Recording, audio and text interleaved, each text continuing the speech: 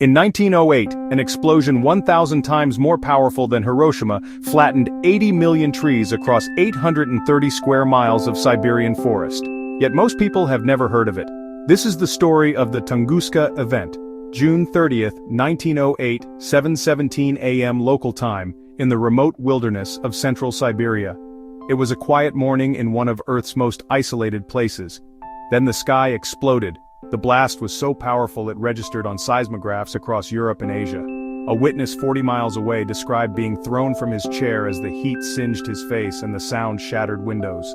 For days afterward, the night sky glowed so bright across Europe that people could read newspapers by its light. But here's where it gets strange. No one investigated for 19 years.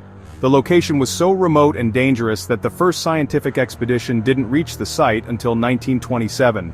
When Soviet scientist Leonid Kulik finally arrived, what he found defied explanation. Trees were flattened in a perfect butterfly pattern radiating outward from ground zero. But at the very center, trees were still standing, stripped of branches like telephone poles. Most bizarre of all, there was no crater, no meteorite fragments were ever found, despite decades of searching. The explosion released energy equivalent to 185 Hiroshima bombs, yet left no physical evidence of what caused it. Scientists proposed everything from antimatter to black holes to alien spacecraft. But the truth might be even stranger than fiction. Subscribe for more hidden truths the world doesn't want you to know. In the 1990s, computer simulations finally revealed the truth. A rocky asteroid roughly 120 feet across entered Earth's atmosphere at 33,500 miles per hour. The intense heat and pressure caused it to explode 5 miles above the ground. If this happened over a major city today, it would kill millions.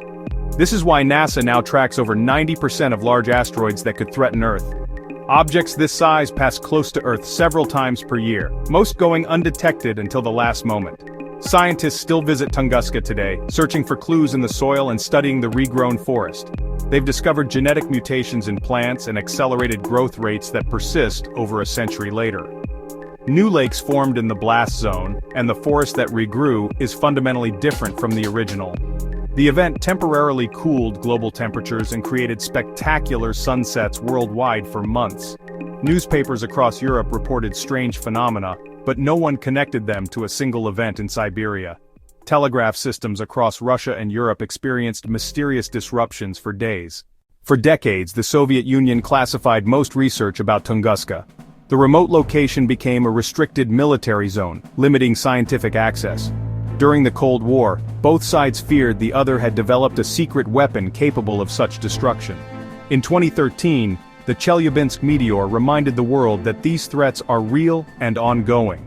That much smaller object injured over 1,500 people and damaged thousands of buildings. The Tunguska object was at least 6 times larger.